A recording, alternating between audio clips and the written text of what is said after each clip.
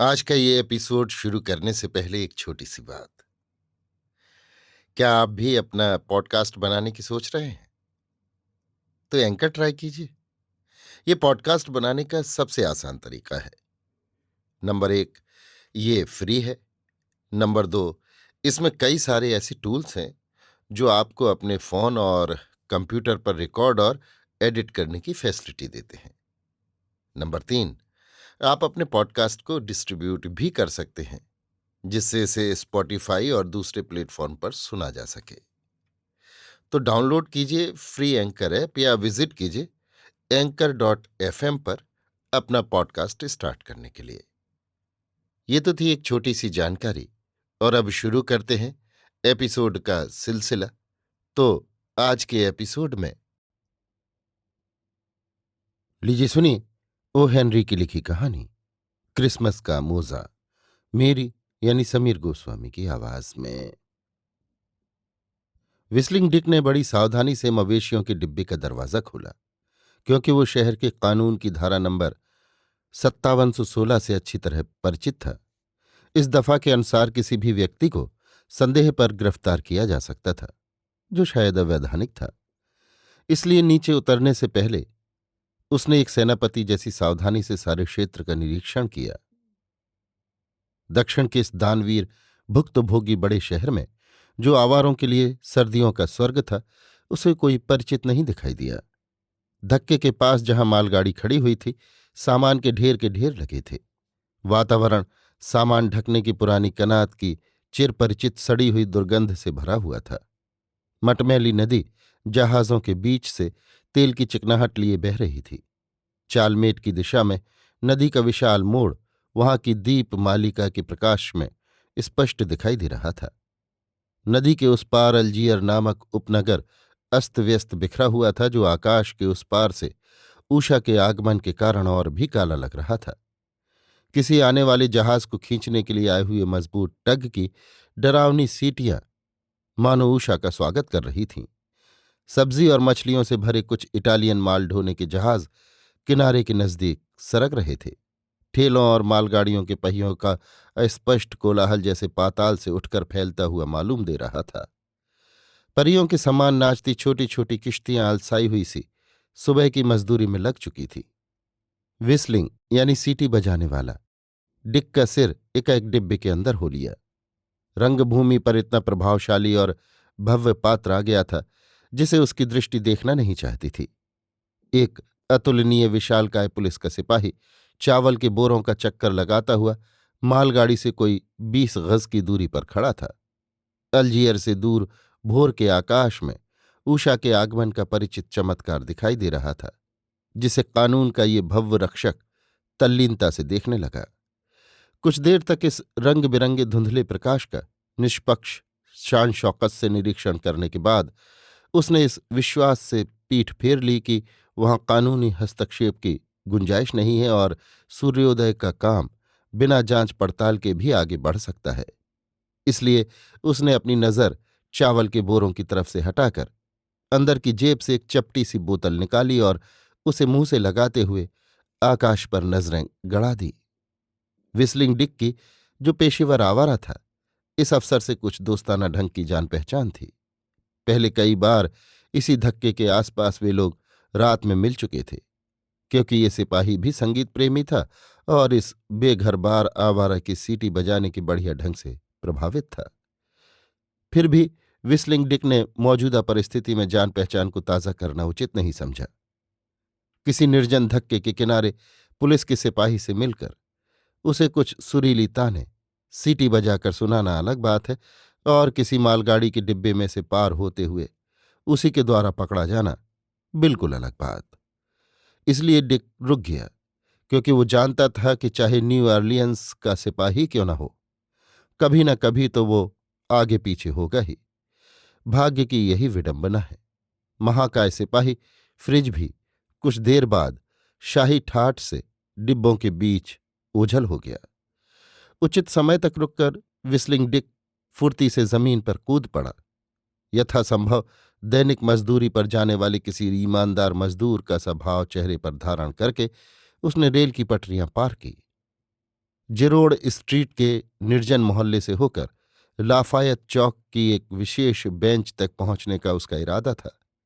यहां पूर्व योजना अनुसार अपने एक साहसी साथी स्लिक से वो मिलना चाहता था, जो एक दिन पहले ही मवेशियों के डिब्बे में सफर करके यहां पहुंच चुका था। उन गंदे और दुर्गंधयुक्त गोदामों में अब तक अंधेरे का साम्राज्य था। उनके बीच में से रास्ता ढूंढकर आगे बढ़ते हुए विस्लिंग डिक को अपनी पुरानी आदत याद आ गई, जिसकी वजह से उसका ये नाम पड़ा था। धीमी पर स्पष्ट बुलबुल के से सुरीले स्वरों में वो सीटी बजाने लगा, जिसकी मधुर धुन तालाब में गिरती हुई वर्षा की बड़ी बड़ी बूंदों की रिमझिम पर गूंज उठी। उसने एक पुरानी तान छेड़ने की कोशिश की, पर रियाज के अभाव में उसके स्वर सधे नहीं। सीटी पर आप पहाड़ी झरनों की कलकल, सरोवर के किनारे उगे हुए बेत के झुरमुटों की मरमर या अलसाए पंछियों की चहचहाट कुछ भी बजा सकते हैं। नुक्कड़ पर मुड़ते ही वो नीली वर्दी और पीतल के बटन वाले एक पहाड़ से टकरा गया। वो पहाड़ शांति से बोला, अच्छा तो तुम वापस आ गए। अभी तो बर्फ पड़ने में 2 हफ्ते की देर है और तुम सीटी बजाना भी भूल गए हो। तुम्हारी आखिरी तान का एक स्वर बिल्कुल गलत था। आत्मीयता का ढोंग करते हुए डिक बोला, तुम संगीत के बारे में क्या जानो? जर्मनी के बेबूझ गंवार, तुम्हारा और संगीत का क्या रिश्ता? ध्यान से सुनो, मैं इस तरह बजा रहा था। उसने ओठों को गोल किया, लेकिन सिपाही हाथ के इशारे से उसे रोकता हुआ बोला, ठहरो, पहले बजाने का ढंग सीखो और ये भी याद रखो, तुम्हारे जैसे आवारा कुछ भी नहीं सीख सकते। फ्रिज की घनी मूछें गोल हो गईं और उनकी गहराई से वंशी किसी मधुर और मंद सीटी की आवाज सुनाई दी। जिन तानों को डिग बजा रहा था उन्हीं को उसने दोहराया। उसकी स्वर साधना मामूली पर सही थी, और उसने जिसकी आलोचना की थी उसी तान पर विशेष जोर दिया। इसमें दैवत शुद्ध लगता है, कोमल नहीं। खैर, तुम्हें खुशी होनी चाहिए कि तुम्हारी मुलाकात पहले मुझसे ही हुई। 1 घंटे बाद मेरा फर्ज होगा कि मैं तुम्हें पकड़कर जेल के दूसरे पंछियों के साथ सीटी बजाने के लिए थाने में बंद कर दूं। अभी अभी हुक्म आया है कि सूर्योदय के बाद तुरंत सब आवारों को पकड़ लिया जाए। क्या कहा? हाँ, जिनकी आजीविका का कोई साधन दिखाई नहीं दे, ऐसे सब आवारों को गिरफ्तार किया जाएगा। सजा मामूली है, $15 जुर्माना या 30 दिन की जेल। क्या सच, या मुझे बना रहे हो? नहीं नहीं, इससे बढ़िया टिप तुम्हें मिल ही नहीं सकती। मैंने तुमसे इसलिए कहा कि मुझे विश्वास है कि तुम दूसरे आवारों जितने बुरे नहीं हो, और इसलिए भी कि कुछ ताने तुम मुझसे भी बेहतर बजा लेते हो। अब मेरी बात मानो और कुछ दिनों के लिए शहर छोड़कर चले जाओ, और ध्यान रखना, जाते जाते किसी सिपाही से मत टकरा जाना। नमस्ते। श्रीमती आर्लियंस, जिसके ममतामय आंचल की छाया में आश्रय खोजते हुए हर वर्ष आवारों का दल आता था, अब इन अनचाहे मेहमानों से ऊब गई थी। उस भीमकाय पुलिसमैन के जाने के बाद कुछ समय तक तो डिक अन्यमनस्क सा खड़ा रहा। समय पर किराया अदा न करने के कारण मकान से निकाले जाने वाले किराएदार की तरह उसका मन इस ज्यादती के प्रति रोष से भर गया। उसने मन ही मन मंसूबे बांधे थे कि सुख स्वप्नों में आराम से दिन बिताकर वो अपने साथी से मिलेगा। जहाजों से उतारते समय नीचे गिरे हुए केले और नारियल चबाता हुआ वो धक्के पर दिन भर घूमेगा। शाम को किसी सदाव्रत में, जहां से बाहर निकाले जाने की कोई संभावना नहीं, भरपेट भोजन करके मुंह में पाइप दबाए किसी हरे भरे बगीचे में घूमेगा और धक्के के पास ही किसी छायादार जगह पर लेट जाएगा। लेकिन यहां तो देश निकाले का हुक्म मिल चुका था, ऐसा हुक्म जिसका पालन करना ही चाहिए। इसलिए सतर्कता से पुलिस के सिपाहियों को टालता हुआ वो आश्रय की खोज में देहात की तरफ बढ़ा। गांव में कुछ दिन गुजारने में भी कोई बुराई नहीं। बर्फ पड़ने की हल्की सी संभावना के सिवाय कोई विशेष अंतर नहीं दिखाई देता। कुछ भी हो, नदी के पास से गांव जाने वाली सड़क पर फ्रेंच मार्केट के सामने से डिग गुजरा, तब उसका दिल डूब रहा था। सुरक्षा के ख्याल से वो अब भी दुनिया वालों की नजरों में दैनिक मजदूरी पर जाने वाले ईमानदार मजदूर का ही पार्ट अदा कर रहा था। उसके इस चक्कर में न आकर भी मार्केट के एक दुकानदार ने उसे उसके प्रचलित नाम से पुकारा, जिससे चकित हो वो रुक गया। अपने काइयापन से खुश होकर दुकानदार ने उसे एक रोटी और कुछ मांस दिया, जिससे नाश्ते की समस्या तो हल हो गई। भौगोलिक कारणों से पक्की सड़क जब नदी के किनारे से दूर हटने लगी तो किनारे किनारे धक्के के ऊपर की पगडंडियों पर वो निर्वासित आगे बढ़ने लगा। उपनगरों के निवासी उसे संदेह भरी आंखों से देखने लगे, परंतु कुछ लोगों ने शहर के इस निर्दयी नए कानून के खिलाफ शिकायत भी व्यक्त की। डिक को शहर की भीड़ भाड़ का एकांत और वहां के कोलाहल में मिलने वाली सुरक्षा याद आने लगी। चलते चलते वो 6 मील दूर चालमेट पहुंचा, जहां विशाल और भीषण उद्योग को देखते ही वो डर गया। वहां एक नया बंदरगाह बनाने की योजना थी, जिसके धक्के बनाने का काम चल रहा था। कंप्रेशर मशीनों की घड़ाघड़ हो रही थी और कुदाली, फावड़े और ठेले चारों ओर से मानो सांप की तरह डस लेने को दौड़े आ रहे थे। एक अकड़ूसा मुकादम उसके बाजुओं को जांचता हुआ रंगरूट भर्ती करने वाले अफसर की दृष्टि से घूरने लगा। चारों तरफ काले और धूल से सने मनुष्य पसीना बहा रहे थे। इस दृश्य से आतंकित होकर वो भाग खड़ा हुआ। दोपहर होते होते वो उस महान नदी के विशाल और शांत मैदानों में स्थित बागानों वाले प्रदेश में पहुंच गया। उसकी दृष्टि ऊख के ऐसे विशाल खेतों पर पड़ी जिनका दूसरा सिरा क्षितिज तक भी दिखाई नहीं देता था। चीनी बनाने का मौसम काफी आगे बढ़ चुका था। चारों ओर खेतों की कटाई हो रही थी और ऊख से भरी गाड़ियां जाती हुई नजर आ रही थी। गाड़ियों के हबशी चालक अपनी सुरीली और मधुर आवाज से खच्चरों को तेज चलने के लिए प्रेरित कर रहे थे। नीले आकाश के चौखटे में जड़े हुए से गहरे हरे रंग के वृक्षों के झुंड जमींदार के निवास का स्थान घोषित कर रहे थे। समुद्र के बीच के रोशनी घरों की तरह शक्कर के कारखानों की चिमनियां मीलों दूर से दिखाई दे रही थीं। एक स्थान पर पहुंचते ही व्हिस्लिंग डिक की अनुभवी नाक में मछली तलने की खुशबू आई। शिकार पर झपटने वाले किसी शिकारी कुत्ते की स्फूर्ति से वो आगे बढ़ा। धक्के के उस ओर एक बूढ़े निष्ठावान मछुए का खेमा था, जिसे उसने अपने गानों और गप्पों से मोहित कर लिया। परिणाम स्वरूप किसी सेनापति जैसी शान से उसने वहां दावत उड़ाई और फिर पेड़ों के नीचे किसी दार्शनिक की अदा से लेटकर उसने दिन के सबसे बुरे 3 घंटे बिता दिए। तीसरे पहर उठकर जब वो अपनी हिजरत में आगे बढ़ा, तब दिन की मादक और सुहावनी हवा का स्थान बर्फीले पवन ने ले लिया था। शीतल रात के इस अग्रदूत का इशारा दिमाग तक पहुंचते ही इस फक्कड़ ने अपनी चाल कुछ तेज कर दी और वो आश्रय ढूंढने की चिंता करने लगा।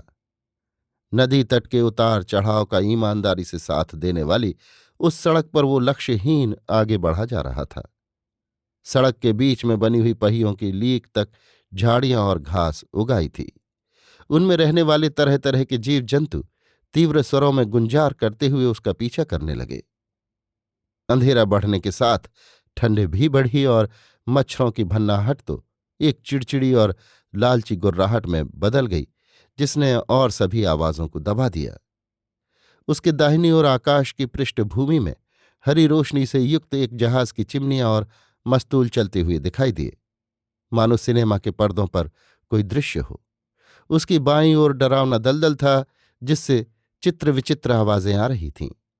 इस उदासी के वातावरण को हल्का करने के लिए सीटी बजाने वाले इस आवारा ने एक हल्की सी तान छेड़ दी और ये मुमकिन नहीं कि पीटर पैन की बांसुरी के बाद इस प्रदेश की घुटी हुई नीरवता ने इससे सुंदर और कोई आवाज सुनी हो। पीछे दूर सुनाई देने वाली खटखटाहट शीघ्र ही घोड़े के खुरों की आवाज में बदल गई और व्हिस्लिंग डिक जल्दी से पगडंडी छोड़कर ओस से भीगी घास में एक ओर खड़ा हो गया। सिर घुमाते ही उसने देखा कि 2 आबदार लाल घोड़ों से जुती एक बढ़िया बग्घी आ रही थी। सफेद मूंछों वाला एक मोटा सा आदमी आगे की बैठक पर बैठा था, जिसका पूरा ध्यान तनी हुई लगाम पर केंद्रित था। उसके पीछे एक शांत मुद्रा वाली प्रौढ़ा और एक आकर्षक लड़की बैठी थी, जिसने अभी यौवन में पदार्पण भी नहीं किया था। बग्घी हाँकने वाले महाशय के घुटनों पर से लिहाफ कुछ खिसक गई थी, जिससे डिक को उसके पांवों के नीचे कनात की 2 बड़ी बड़ी थैलियां दिखाई दीं। शहरों में मटरगश्ती करते हुए अक्सर उसने देखा था कि इसी तरह की थैलियां बड़ी सावधानी से गाड़ियों में से उतारकर बैंकों के दरवाजों में ले जाई जाती थीं। बग्घी की बची हुई जगह अनेक प्रकार के छोटे मोटे बंडलों से भरी थी। बग्घी जैसे ही इस भटके हुए आवारा के सामने से गुजरी, उस नशीली आंखों वाली लड़की ने जैसे किसी पागलपन के आवेश में आकर गाड़ी से झुककर अपनी मधुर चकाचौंध कर देने वाली मुस्कुराहट से उसकी ओर देखा और पतली सुरीली आवाज में पुकारा, क्रिसमस मुबारक।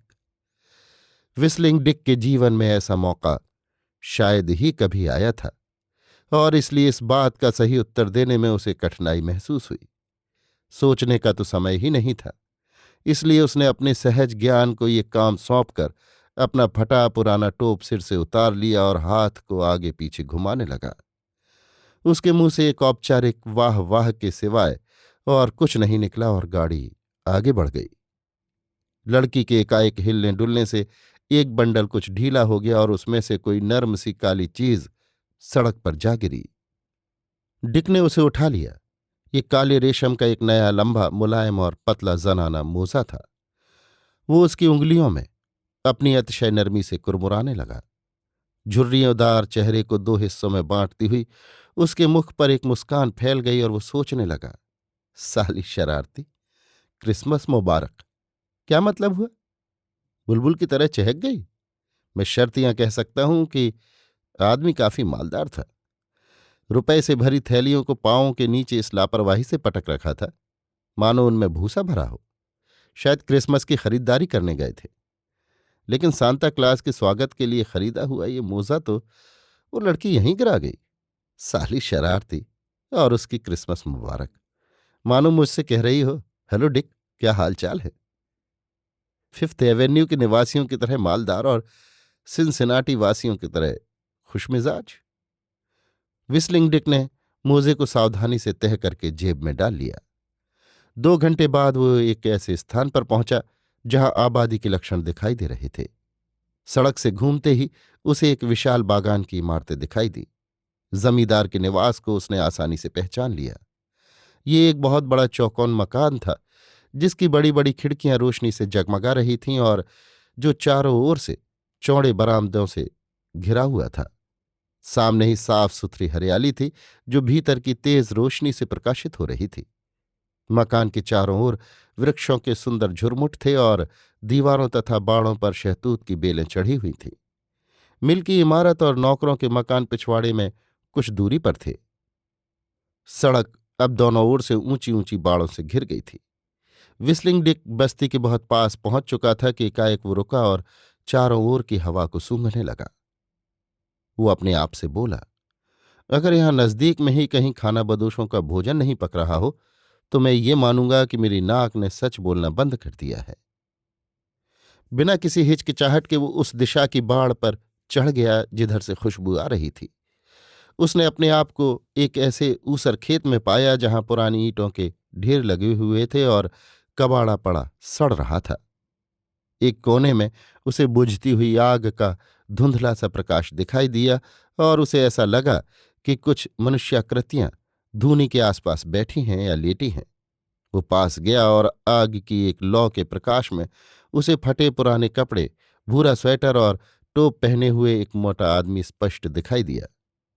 डिक अपने आप से गुनगुनाया, कहीं ये मनुष्य प्रसिद्ध गुंडा बोस्टन हैरी तो नहीं है? मैं प्रचलित संकेत से उसकी परीक्षा तो कर लूं। उसने एक पुराने अमरीकी नीग्रो मूल के गीत की कुछ पंक्तियां सीटी में बजाईं, जिनका तुरंत प्रत्युत्तर मिला। उसके बाद शांति छा गई। डिक विश्वासपूर्वक धूनी के पास पहुंचा। उसे देखते ही वो मोटा आदमी दमे के मरीज की सी फुसफुसाहट में अपने साथियों से बोला, सज्जनों, अपने दल में अनपेक्षित पर सम्माननीय प्रवेश करने वाले इन महाशय का नाम है व्हिस्लिंग डिक। ये मेरे पुराने मित्र हैं जिनकी शराफत की मैं जमानत देता हूं। वेटर से कहिए कि फौरन एक और मेजपोश बिछाए। श्रीमान व्हिस्लिंग डिक खाने में हमारा साथ देंगे और भोजन करते करते ये भी बताएंगे कि इस प्रदेश में उनके आगमन का सौभाग्य हमें किन परिस्थितियों के द्वारा प्राप्त हुआ। व्हिस्लिंग डिक बोला, वाह भाई बोस्टन, अपनी हमेशा की आदत की तरह तुमने तो पूरा शब्दकोश ही चबा डाला।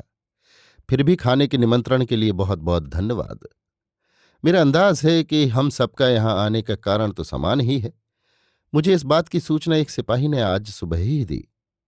क्या आप लोग इस बागान में काम करते हैं?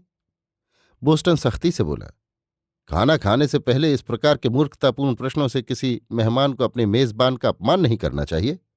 ये सभ्यता के खिलाफ काम है। खैर जाओ, मैं ही सब्र कर लेता हूं। हम पांचों, मैं, बेहरा पीट, ब्लीकी, गागल्स और इंडियाना टॉम, न्यू ऑरलियन की अपनी गंदी सड़कों पर आए हुए मेहमानों के खिलाफ उस योजना से इतने परेशान हुए कि कल शाम को ही जब संध्या सुंदरी गुलहजारा के फूलों को अपनी रंगीन ओढ़नी उड़ा रही थी, वहां से भाग निकले। ब्लिकी, तुम्हारी बाईं ओर रखा हुआ एस्टर का खाली डिब्बा दाहिनी ओर बैठे हुए भूखे सज्जन को तो झला दो।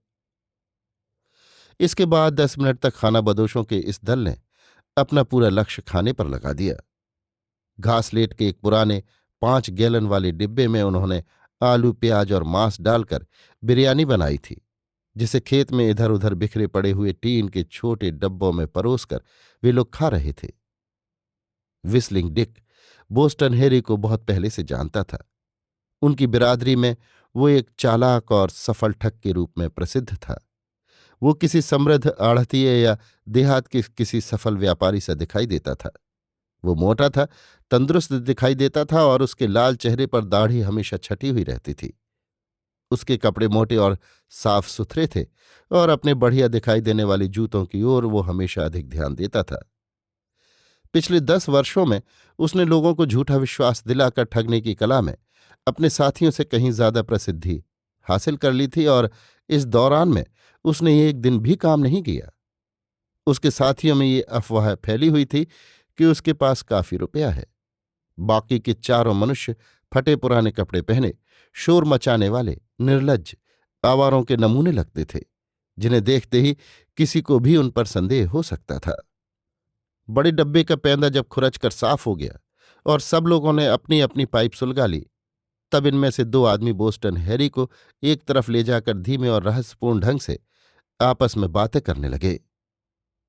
उसने निश्चयपूर्वक सिर हिलाया और फिर विस्लिंग डिक से बोला, बेटे, मैं साफ साफ बात करना पसंद करता हूं।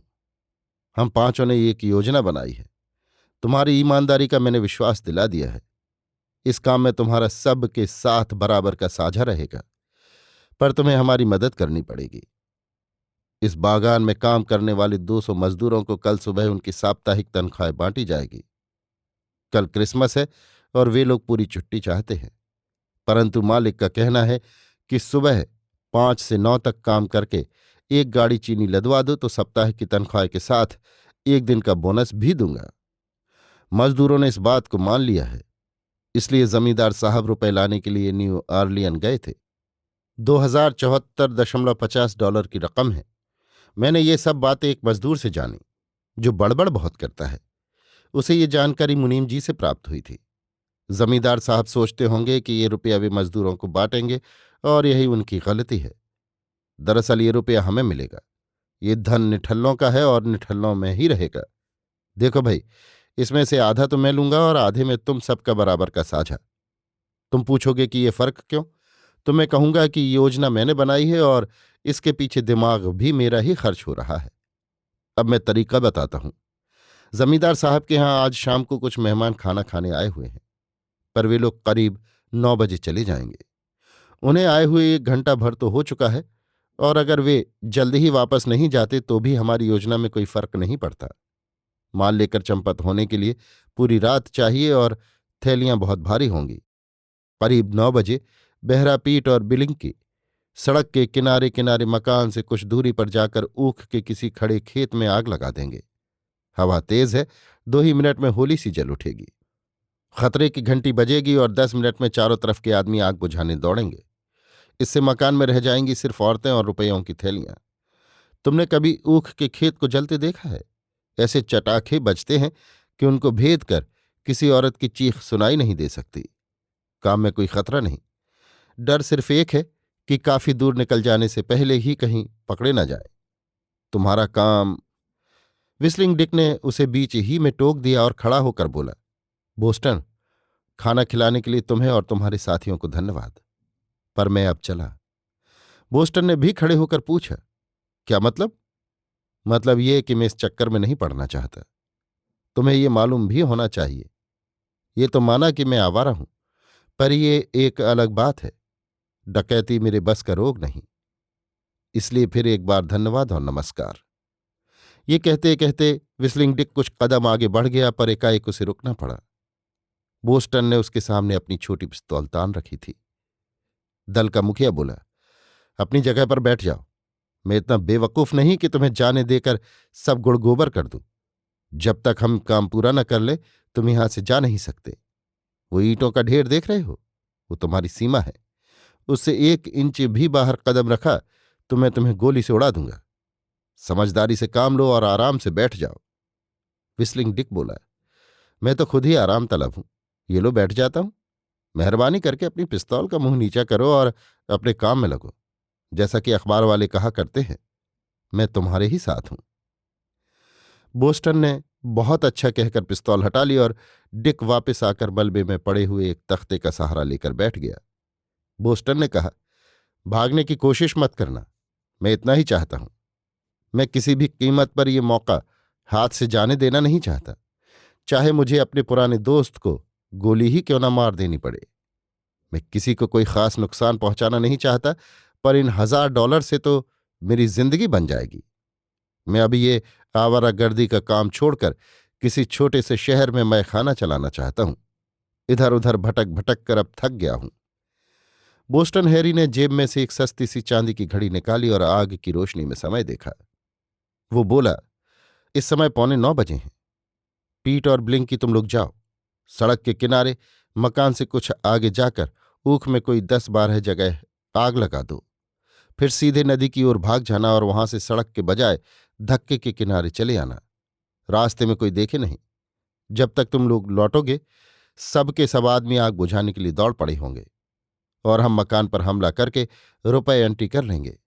जिसके पास जितनी दिया सलाइयां हों निकाल दो। उन दोनों ठगों ने दिया सलाइयां बटोर लीं, जिसमें विस्लिंग डिक ने भी उसे संतुष्ट करने के लिए फुर्ती से अपना योगदान दे डाला। वे दोनों तारों के क्षीण प्रकाश में सड़क की ओर चले। बचे हुए 3 ठगों में से 2, गागल्स और इंडियाना टॉम, विस्लिंग डिक की ओर स्पष्ट नफरत की दृष्टि से देखते हुए तख्तों के सहारे वहीं आराम से लेट गए। भगोड़ा रंगरूट चुपचाप बैठा है, ये देखकर बोस्टन ने भी अपना पहरा कुछ हल्का कर दिया। कुछ देर बाद विस्लिंग डिक उठ खड़ा हुआ और अपने लिए निर्धारित सीमा के भीतर टहलने लगा। कुछ देर रुककर उसने बोस्टन हैरी से पूछा, रुपया जमींदार के घर में ही है? ये तुम कैसे कह सकते हो? बोस्टन बोला, मुझे इन सब बातों की सूचना मिल चुकी है। वो आज ही न्यू ऑरलियन जाकर रुपया लाया है। क्या तुम्हारा विचार बदल गया? हमारा साथ देना है? नहीं नहीं, मैं तो यूं ही पूछ रहा था। जमींदार के घोड़े कैसे हैं? लाल रंग की जोड़ी है। और उनके बग्घी है? हाँ। क्या उनके साथ औरतें भी थीं? हाँ, उसकी पत्नी और लड़की। पर यह तो बताओ तुम किस अखबार के संवाददाता हो? नहीं भाई, मैं तो यूं ही समय काटने को पूछ रहा था। पर अंदाज है कि आज शाम को मुझे रास्ते में वही बग्घी मिली थी। जेब में हाथ डालकर धूनी के चारों ओर के उस सीमित क्षेत्र में टहलते टहलते डिक ने सड़क पर पाए हुए उस मोजे को टटोला और हंसते हुए वो गुनगुनाया, साली शरारती। टहलते टहलते उसे झुरमुट के बीच से कोई 75 गज की दूरी पर जमींदार का घर दिखाई दे रहा था। मकान की इस ओर की दीवार में रोशनी से जगमगाती बड़ी बड़ी खिड़कियां थीं, जिनका मंद प्रकाश बरामदे को पार करके दूर की हरियाली तक छाया हुआ था। बोस्टन ने चौंक कर पूछा, क्या कहा तुमने? कौन शरारती? नहीं, कुछ नहीं। इतना कहकर विस्लिंग डिक लापरवाही से लेट गया और जमीन पर पड़े एक पत्थर की ओर तल्लीनता से देखने लगा। वो चहचहाया, क्या शान, कितनी मिलनसारी, क्रिसमस मुबारक। अब क्या विचार है? बेलमीड बागान के भोजन गृह में आज खाना परोसने में 2 घंटे की देरी हो गई थी। भोजन गृह और उसका साजो सामान ये सूचित करते थे कि उसकी पुरानी शान कोई भूली हुई याद न होकर एक हकीकत थी। खाने और परोसने के बर्तन इतने कीमती थे कि यदि वे काफी पुराने और अजीब न होते तो भड़कीले मालूम देते। दीवारों पर टंगी हुई तस्वीरों के कोनों में दिलचस्प नाम लिखे हुए थे और खाना तो इतना लजीज था कि भोजन भट्टों के मुंह से लार टपक पड़े। परोसगारों की सेवा फुर्तीली, शांत और प्रचुर थी, जो उस जमाने की याद दिलाती थी जब नौकरों का भी कीमती बर्तनों की तरह पूंजी में शुमार होता था। जमींदार के सगे संबंधी और मेहमान एक दूसरे को जिन नामों से संबोधित कर रहे थे वे दो देशों के इतिहास में प्रसिद्ध थे। उनकी तहजीब और बातचीत के ढंग में एक दुर्लभ सरलता थी जिस पर अभी तक हमारा शिष्टाचार टिका हुआ है। अधिकतर उल्लास और हाजिर जवाबी का स्रोत जमींदार साहब खुद थे। टेबल पर बैठे हुए अपेक्षाकृत जवान लोगों के लिए उनकी मजाकों और टिप्पणियों से बचना मुश्किल था। ये सच है कि लड़कियों की नज़रों में ऊंचा उठने की आशा से युवकों ने उनका मुकाबला करने की पूरी कोशिश की, परंतु जब जब उन्होंने तीरों की बौछार की, जमींदार साहब ने अपनी हाजिर जवाबी और अपने गरजते हुए अट्टहास से उन्हें परास्त कर दिया। टेबल के एक सिरे पर सौम्य दयालु ममतामयी गृह स्वामिनी बैठी थी जो उचित समय पर मुस्कुराकर या दो चार शब्द बोलकर अपनी निगाहों से लोगों का उत्साह बढ़ा रही थी। बातचीत इतनी बेतरतीब और अव्यवस्थित थी कि विषय का पता ही नहीं चलता था। पर अंत में आवारों के उत्पात की बात चली जिन्होंने कई दिनों से आसपास के बागानों को परेशान कर रखा था। जमींदार ने इस अवसर से लाभ उठाकर निश्चल मजाक का फव्वारा अपनी पत्नी पर छोड़ते हुए इस बीमारी को फैलाने में उन्हें ही उत्तरदायी ठहराया। वे बोले, हर बरस सर्दियों में लोगों के झुंड आ जाते हैं। पहले तो वे न्यू ऑरलियंस पर टूटते हैं और बचे खुचे हमारे से राह पड़ते हैं, जो सबसे बुरी बात है। दो एक दिन पहले ही श्रीमती न्यू ऑरलियंस को एकाएक ये महसूस हुआ कि चबूतरों पर धूप खाते हुए इन आवारों के झुंडों से टकराए बिना तो वो खरीदारी के लिए भी नहीं जा सकती। अपने सिपाहियों को बुलाकर उसने हुक्म छोड़ा, इन सबको गिरफ्तार कर लो। सिपाहियों ने 10-20 को तो पकड़ा, पर बचे हुए 10-20 हजार नदी के दोनों ओर बिखर गए और एक हमारी श्रीमती जी हैं जो उन्हें भरपेट भोजन कराती हैं। अंतिम बात उन्होंने अपनी पत्नी की ओर उंगली दिखाकर कही। वे कहते रहे, ये लोग काम तो करना नहीं चाहते, मुकादमों से झगड़ते हैं और कुत्तों से दोस्ती करते हैं। और श्रीमती जी, तुम मेरी नजरों के सामने उन्हें खाना खिलाती हो और जब मैं रोकता हूं तो मुझे ही धमकाती हो। सच बताओ, आज इसी तरह तुमने कितने आदमियों को आलसी और आवारा बने रहने की प्रेरणा दी? गृहस्वामिनी ने हल्की मुस्कान बिखेरते हुए कहा, यही कोई छे? क्या तुम जानते हो, उनमें से 2 तो काम करने के लिए भी राजी थे। तुमने भी तो सुना था। जमींदार साहब की निरुत्तर कर देने वाली हंसी गूंज उठी। वे बोले, हाँ, करना तो चाहते थे, पर केवल अपना ही पुराना काम। एक नकली फूल बनाना जानता था, दूसरा कांच मोड़ सकता था। ओह, वे काम ढूंढ रहे थे। मजूरी करने में तो उनकी हड्डी भी नहीं झुकती थी। दयालु गृहस्वामिनी कहने लगी, और दूसरा आदमी काफी अच्छी भाषा बोल लेता था। आवारों की बारात में वो वाकई अनोखा था। उसके पास एक घड़ी भी थी। वो बोस्टन में रह चुका था। मैं नहीं मानती कि वे सब बिगड़े हुए होते हैं। मुझे तो लगता है कि उनका विकास नहीं हो सका है। मैं उन्हें उन बच्चों के समान मानती हूं जिनका ज्ञान रुक गया है और मूछें बढ़ गई हैं। आज घर लौटते समय एक ऐसा ही लड़का रास्ते में भी मिला जिसका चेहरा जितना अच्छा था उतना ही फूहड़। अपने मुंह से सीटी द्वारा वो केवेलेरिया की ताने इस तरह बजा रहा था मानो अपने स्वरों में स्वयं मैस्केग्नी की आत्मा उड़ेल रहा हो। गृहस्वामिनी के बाईं ओर बैठी हुई चमकीली आंखों वाली लड़की कुछ झुकी और अपने विश्वासपूर्ण धीमे स्वरों में बोली, क्या ये संभव है मां कि रास्ते में गुजरने वाले उस आवारा को मेरा मोजा मिला हो? क्या वो उसे टांगेगा? पर मैं तो आज केवल एक ही टांग सकूंगी। तुम्हें पता है मेरे पास इतने मोजे होने पर भी मैंने ये नई रेशमी मोजों की जोड़ी क्यों ली? बूढ़ी चाची जुड्डी कहती थी कि अगर तुम बिना पहने हुए 2 मोजे लटकाओ तो उनमें से एक तो सांता क्लास अच्छी अच्छी चीजों से भर देते हैं और क्रिसमस के पहले दिन तुम्हारे द्वारा बोले गए भले बुरे सभी शब्दों की कीमत श्रीमान पांबे दूसरे मोजे में रख जाते हैं। इसीलिए तो आज सारा दिन मैं हद से ज्यादा नम्र रही। तुम्हें पता है, महाशय पांबे जादूगर हैं और एक चौंका देने वाली वस्तु ने लड़की के शब्दों पर बीच ही में रोक लगा दी।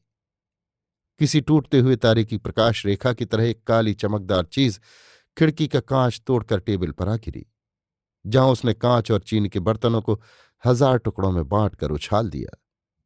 मेहमानों के बीच से गुजरती हुई ये उल्का सामने की दीवार पर टकराई, जहां उसके वेग से एक बड़ा सा गड्ढा बन गया जिसे बेलमीड के मेहमान आज भी आश्चर्यचकित दृष्टि से देखते हैं और तब उन्हें इसके बाद की कहानी सुनाई जाती है। औरतें अनेक स्वरों में चीख उठी। आदमी अपने पंजों पर उछल पड़े और अगर उनके वंशों की विविधता ने उन्हें रोक नहीं दिया होता तो वे अपनी तलवारें खींच लेते। सबसे पहले जमींदार साहब उछले और उन्होंने उस फेंकी हुई वस्तु को उठाकर जांचना शुरू किया।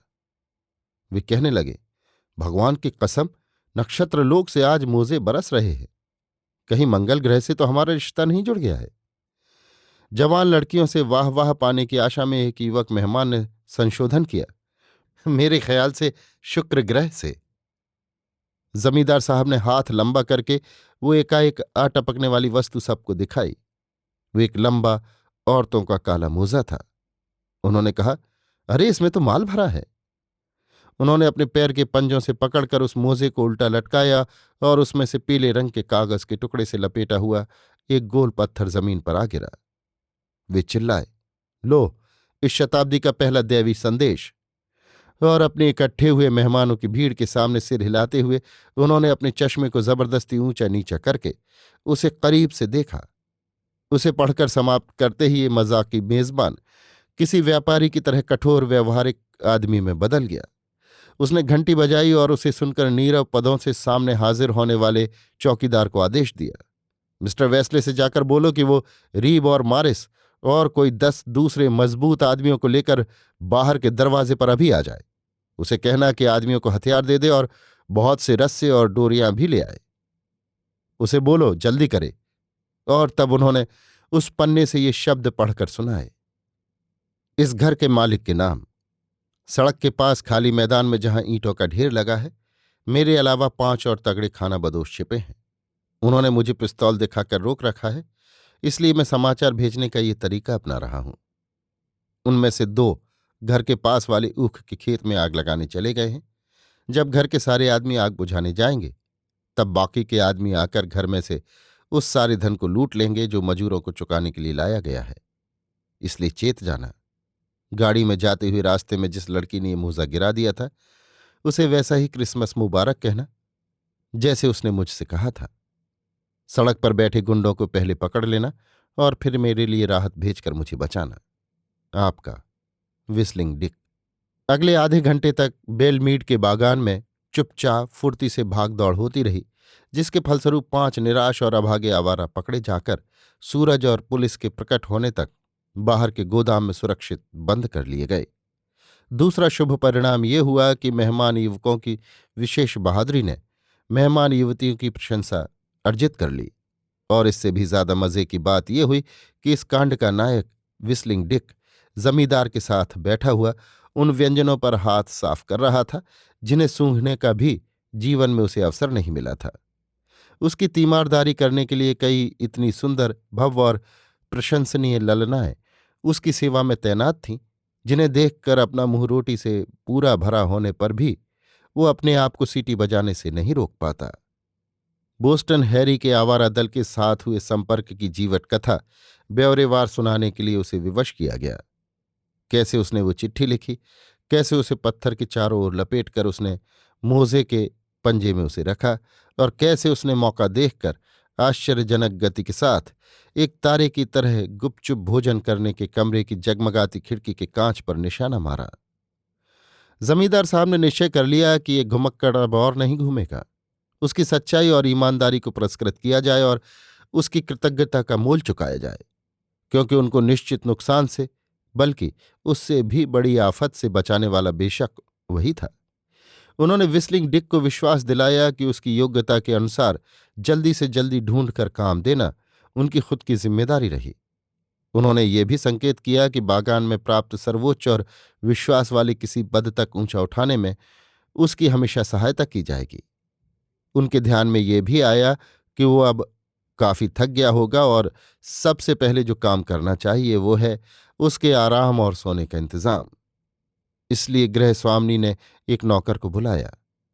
नौकरों के सोने के पास ही बरामदे वाले कमरे में एक टब पानी से भरकर उसके उपयोग के लिए रख दिया गया और वो वहां रात बिताने के लिए छोड़ दिया गया। मोमबत्ती के प्रकाश में उसने कमरे का निरीक्षण किया। चद्दर लगा हुआ एक बिस्तर, जिस पर गिलाफ लगे हुए तकिए, एक पुरानी पर साफ लाल दरी फर्श पर बिछी हुई, एक तिरछे कटे हुए दर्पण वाला सिंगारदान, एक हाथ मुंह धोने का बेसिन जिसके पास गिलास और तसला, दो तीन कुर्सियां यथास्थान जमाई हुई, एक टेबल जिस पर किताबें और अखबार, एक फूलदान में गुलाब के फूलों का गुच्छा, हाथ मुंह धोने की जगह पर तौलिए और साबुन। विस्लिंग डिक ने सावधानी से मोमबत्ती एक कुर्सी पर लगाई और अपना टोप टेबल के नीचे डाल दिया। संयत होकर छानबीन करके उसने अपनी जिज्ञासाओं को शांत कर लिया। फिर अपना कोट उतारा और उसे समेट कर दीवार के सहारे बाल्टी से कुछ दूर रख दिया। अपने कोट का तकिया बनाकर वो दरी पर ही आराम से लेट गया। क्रिसमस की सुबह झाड़ियों पर उजाले की पहली किरण फूटते ही विस्लिंग डिक की आंख खुली। अपनी सहज प्रवृत्ति के कारण उसने टोप उठाने के लिए हाथ बढ़ाया। तब उसे याद आया कि पिछली रात सौभाग्य ने उसे अपनी बाहों में समेट लिया था। उसने खिड़की के पास जाकर पर्दा ऊंचा किया जिससे ताज़ी हवा के ठंडे झोंके उसे छू सके और अप्रत्याशित सौभाग्य की स्वप्नवत याद उसके दिमाग में जम सके। वहां खड़े होने पर कई डरावनी सर्वव्यापी ध्वनियों से उसके कानों के पर्दे फटने लगे। बागानों में काम करने वाले मजदूरों का दल कम समय में काम पूरा करने के लिए कटिबद्ध था। श्रमरूपी दैत्य के कोलाहल से धरती कांप रही थी। इस जादुई महल की खिड़की को मजबूती से पकड़कर स्थिर खड़ा ये फटेहाल छद्मवेशी राजकुमार जो खजाने की खोज में निकला था, कांप उठा। अभी से ही मिल की छाती से शक्कर भरे लकड़ी के ढोल गुड़कने की गर्जन सुनाई दे रही थी। गाड़ी के जुए के नीचे जोतने के लिए भगाए जाने वाले बैलों की जंजीरों से तीव्र खनखनाहट की आवाज उठ रही थी, जैसी जेलों में होती है। बागान की छोटी लाइन की रेल पटरी पर जंजीर की तरह गुथे हुए खुले डिब्बों को खींचता हुआ एक छोटा अधम इंजन उबल उबल कर धुआं छोड़ रहा था। उस आधे अंधेरे में फुर्ती से परिश्रम करते हुए शोर करते श्रमिकों की धारा शक्कर की पैदावार को गाड़ी में लादती हुई स्पष्ट दिखाई दे रही थी। ये काव्य है, महाकाव्य है, नहीं, एक दुखांत नाटक है जिसकी कथावस्तु इस संसार का अभिशाप परिश्रम है। दिसंबर की बर्फीली हवा चल रही थी, फिर भी डिक के माथे पर पसीना आ गया। उसने खिड़की से बाहर सिर निकालकर नीचे झांका। उससे कोई 15 फीट नीचे मकान की दीवार के सहारे फूलों की पांत लगी हुई थी, जिससे उसे ये अंदाज हो गया कि नीचे की मिट्टी काफी मुलायम है।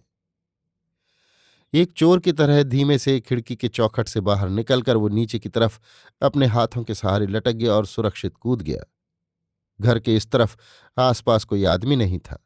वो झुककर जल्दी से आंगन को पार कर गया और जहां चहारदीवारी सबसे कम ऊंची थी वहां पहुंचा। उसे फांद जाना काफी आसान था, क्योंकि उसके हृदय में एक ऐसी दहशत पैदा हो चुकी थी जो शेर द्वारा पीछा किए जाने पर एक बारह सिंगे को भी कटीली झाड़ियों पर से कुदा देती है। ओस से भीगी हुई झाड़ियों को पार करता हुआ वो सड़क तक पहुंचा और फिसलन वाली घास के एक छोटे से मैदान को पार करके वो धक्के के ऊपर पगडंडी पर पहुंच गया। अब वो स्वतंत्र था। पूरब में उषा शर्मा रही थी। आवारा और घुमक्कड़ सी हवा ने भी गाल पर हल्की सी चपत लगाकर अपने इस भाई का स्वागत किया। ऊंचाई पर उड़ती हुई जंगली बत्तखें चीख रही थी। उसके सामने ही पगडंडी को पार करके एक खरगोश भागा जो स्वेच्छा से दाएं बाएं कहीं भी जाने को स्वतंत्र था। पास ही में नदी बह रही थी और निश्चय ही ये कोई नहीं बता सकता था कि उसके प्रवाह की अंतिम मंजिल कहाँ है।